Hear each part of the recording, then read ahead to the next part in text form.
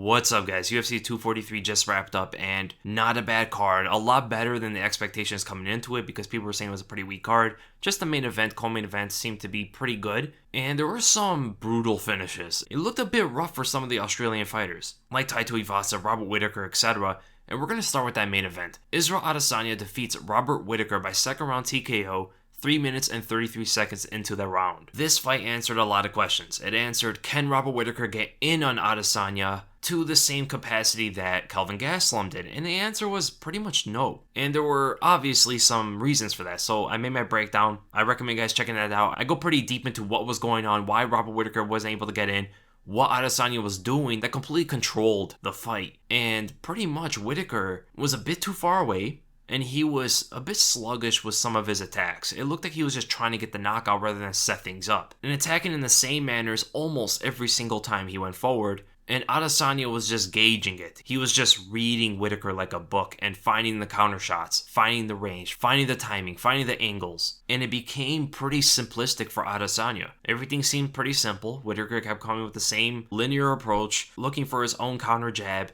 and then after that, looking for the big right overhand or big right straight. And if he misses, which happened every time, he leaves himself exposed for a counter shot from Adesanya, which got him dropped, got him caught in the second round, and then got him finished in the second round. Now, when I was looking into this fight, I was hoping to see Whittaker probably come out with more wrestling, because what's all the wrestling training for if you're not going to wrestle, especially against a pure striker in Adesanya, who does have pretty good takedown defense and has shown to have some surprising Brazilian Jiu-Jitsu off his back. But fighting guys like Jacare Souza and Yoel Romero should give Whittaker enough confidence to try to take him to the ground and do something from there. Maybe he's just not comfortable enough in an MMA scene, which I understand completely, but it made it a striking match. And even from there, a lot of people thought that Whittaker would be the superior striker. Now, I do see a lot of people giving excuses to Whittaker, saying he's sluggish, the ring rust, didn't take it seriously, put on added weight, look bad in the open workouts, something's going on. Any of those can be possible. But I just think the range of Adesanya, his timing, and his ability to read Whittaker really gave Whittaker some problems. Yes, it was pretty weird to see Whittaker overextend the way he did and almost fall forward a couple times when he's throwing punches. Those all look very, very strange. And I'm just really wondering how he's going to progress, because he is only 28 years old. He's 2 years younger than Adesanya. And here's the thing about Adesanya now. He became the undisputed middleweight champion less than 2 years into the UFC, so he started his UFC run in February 11th of 2018. He just won the belt on October 6th, 2019. It's about a year and 9 months. He became the undisputed middleweight champion, beat guys like Robert Whittaker and Kelvin Gastelum. And beating a guy like Whittaker, who people were saying was going to do amazing things for this division in its history, and beating him that decisively after Whittaker going to war with Yoel Romero twice and all that stuff, all the lore that came with Whittaker. Adesanya to shut him down that quickly and that easily, yeah, Adesanya is special. He's undefeated, 18-0. That's an amazing record, especially having 7 fights in the UFC, 2 of those being championship fights. And Whittaker took the loss pretty well, like we all thought, class act, exactly what we want to see. And Adesanya called out Paulo Costa, so this is who we have to see next. Israel Adesanya has to fight Paulo Costa. He knows that's the next guy. He was there in attendance. That fight is going to be very interesting. I do think Adesanya is going to beat Paulo Costa. There are going to be some problems, of course, because Paulo Costa doesn't really blitz him from a distance like Whittaker does. He's very physical, very strong, powerful, good chin, good cardio, doesn't let up in his combinations. And if he smothers Adesanya, that's where it's going to spell some trouble. But Adesanya showed in this fight with Whittaker that he is very much willing to exchange, go back and forth with a powerful striker, and win those exchanges. He did it with Kelvin Gastelum, and he did it with Robert Whittaker. Can he do it with Paulo Costa? I think it might be a little bit too much, but he is very precise, and Uriah Hall did actually hurt Paulo Costa when Costa was coming on his way in. I think it was a straight right hand or something like that, and Adesanya is just as precise, just as fast, with a longer reach. And of course, much better things like footwork. That's a completely different realm in terms of skill. But I cannot wait to see how that fight goes down. And I think that fight might happen pretty soon, because Adesanya didn't take too much damage. He got jabbed a couple times, kicked in the leg a couple times, but nothing crazy. So I actually expect him to fight Paulo Costa early next year, maybe March, something like that, right? Maybe even February. And as for Robert Whittaker, what does he do now? So he beat Yoel Romero, who's like the next guy. I would love to see a trilogy fight, because the last fight, a lot of people think that Romero won. I just don't think they're going to do that. I think the fight that makes the most sense is have him fight the winner of Kelvin Gastelum versus Darren Till. Because obviously if Darren Till beats Kelvin, he's going to be a top 5 fighter. There is Jared Cannonier, that would be an awesome fight. But I really want to see Whittaker versus Kelvin. because that fight was scheduled before. That makes for a very exciting fight. Very interesting stylistic matchup as well. That's the fight I really like to see, but if Darren Till beats Kelvin, I mean, the organization did this. They did this to Darren Till. If he beats Kelvin, he's right up there fighting guys like Whittaker and Romero and Costa and Adesanya. So the winner of that fight, I think, should be fighting Robert Whittaker. I don't know when that fight would probably take place because Whittaker's going to take some time off. That's a TKO loss. He had a war with Romero before, taking a lot of damage on his chin, man. So I think he should wait it out maybe until like the summer of next year, if not beginning of fall. But that is a long time off. He did take a long time before this one, but he's in a compromising position here. He needs to make a decision because he took a lot of damage, and everybody at the top here, from Jared Cannonier to Israel Adesanya, they hit hard, man.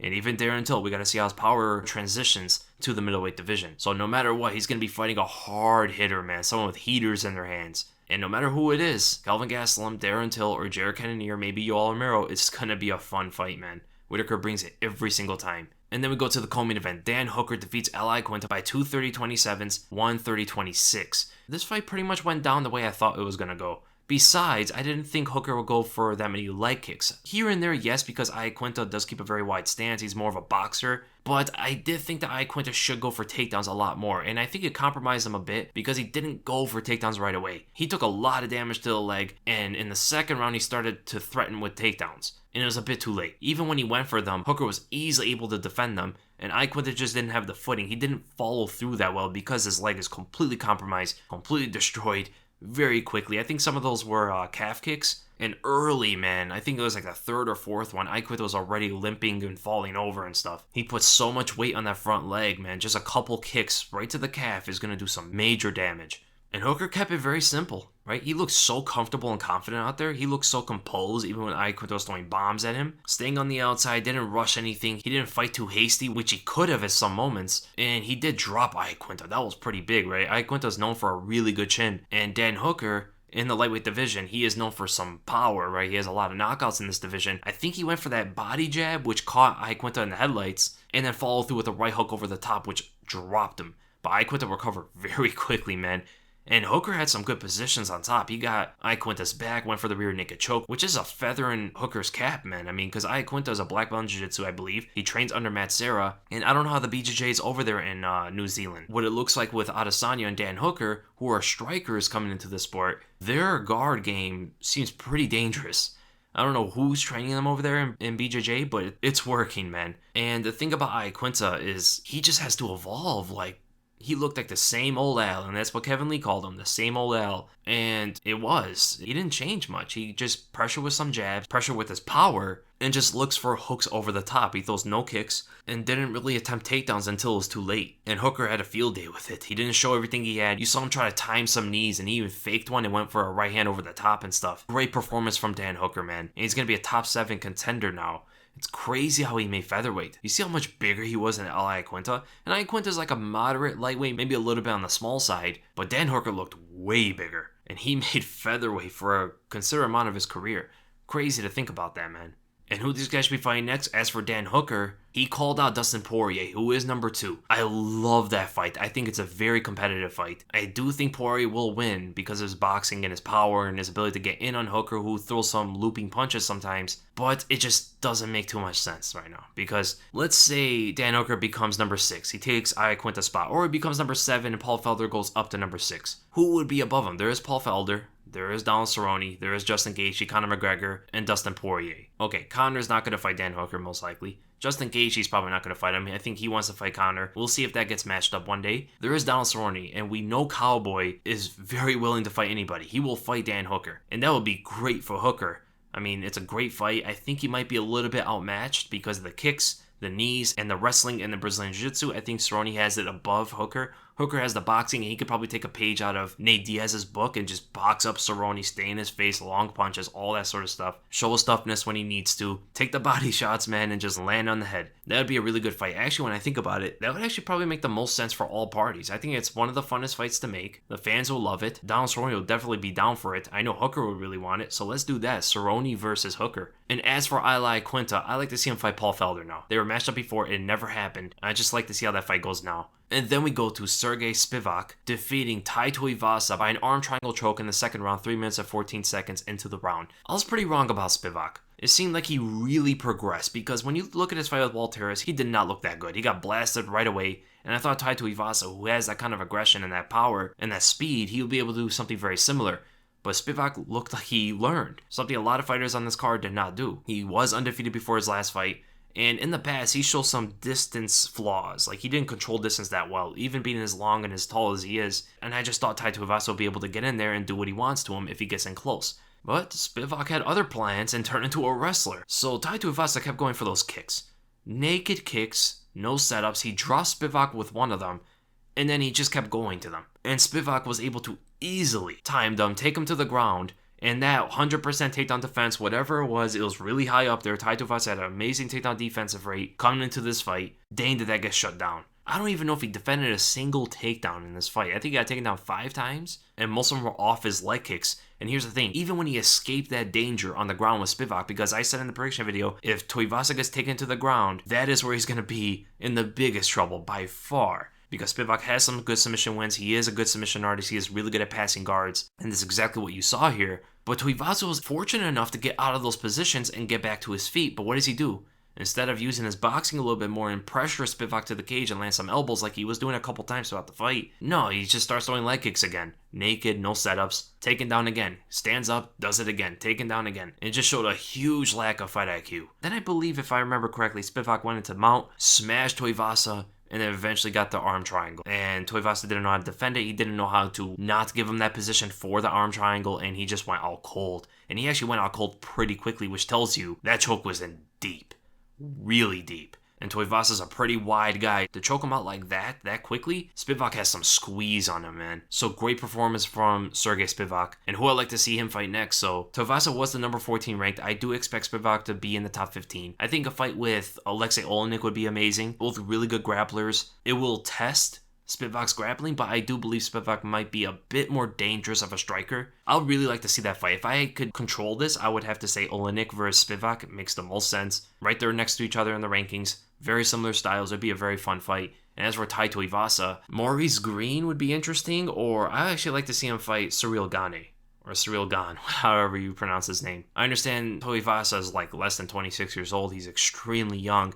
And throw him against a guy like Gane, who is a really high respected prospect in this heavyweight division, it will seem like they're knocking Tuivasa down, or they might be eliminating one prospect if Tuivasa happens to win. I just really like that fight. If not him, they could do Maurice Green, who is number 15. I know Tuivasa wants to stay in the top 15, so that'd be a good fight as well. I did see Yorgan De Castro knock out Justin Tafa. Or should I say, Tai Tuivasa's brother. He looks so much like him. He has the same tattoos, like the same spot and everything. It's crazy. The same body type. Well, De Castro knocks out Tafa in the first round, 2 minutes and 10 seconds. And what do you say about this? Tafa rushed in very irresponsibly. Didn't care about his defense. Rushed in, tried to land one big punch, and De Castro moves backwards, gets almost into a parallel stance, and bangs him with a right hook. Right on the chin, and puts him out cold, walk-off KO. And a big man like Tafa hitting the mat like that, pretty scary. It's pretty badass from De Castro just walking off like that. Nothing else to really say about that. I did see Megan Anderson's triangle choke on Dos Santos. I was pretty surprised. I mean, Megan Anderson's biggest hole was her grappling. Her wrestling defense and her grappling on the ground. Even Holly Holm was able to take advantage of that, but now she's learning. Even in her last fight, that was a big hole. And Dos Santos is a striker, but I would think maybe Dos Santos might have had a Brazilian Jiu-Jitsu advantage, maybe take it to the ground, whatever it is. But Anderson able to get it to the ground. Submit Dos Santos in the first round, 3 minutes and 57 seconds. Great triangle choke, and she's so long, those triangles and arm bars should be coming out of nowhere. It should just constant triangles, constant arm bars, all that stuff. Whenever you see such a long fighter for a weight class, that's what you really expect. Like you see Donald Cerrone do the same thing. When he's on his back, he's constantly going for omoplatas, triangle chokes, arm bars, sweeping you. He's not giving you any time. And that's what Anderson should try to develop in her kind of style. And I did see Ji Yeon Kim TKO Nadia Kasem. It was kind of ugly to watch a lot of it. I know Kim does have really good power for a flyweight, and if you're just going to shell up the way Kasem did, you're just going to get finished. I mean, she didn't provide any offense, any defense, just turtled up against the cage for the most part. and I think hit some body shots, or were they to the breast? I don't know what kind of shots landed there, but it seemed to really hurt Kason pretty quickly. I think there were liver shots, left hooks to the liver, and yeah. So overall, pretty good card, and I really want to say shout out to the Australian fans. You guys really delivered, man. I don't know what the attendance was, but it looked like a lot of people, and for that amount of people to be at a UFC event and show that kind of respect, even when their fighter loses, you got to give it to the Australian fans. They made it fun, they made it hype, they made it respectful, and that's exactly what we want to see from these crowds, because what we got recently was terrible, was horrendous. So thank you, Australian crowd. You guys were awesome. The fights were good. Finishes were crazy, and I can't wait to see what happens next, especially for those main event fighters. So I hope you guys enjoyed the video, and if you did, make sure you give it a thumbs up. If you enjoyed my content, make sure to subscribe. My next video is going to be the podcast. It's going to come out by Tuesday, so be lookout for that. And again, thank you guys so much for watching, and I'll see you in the next video.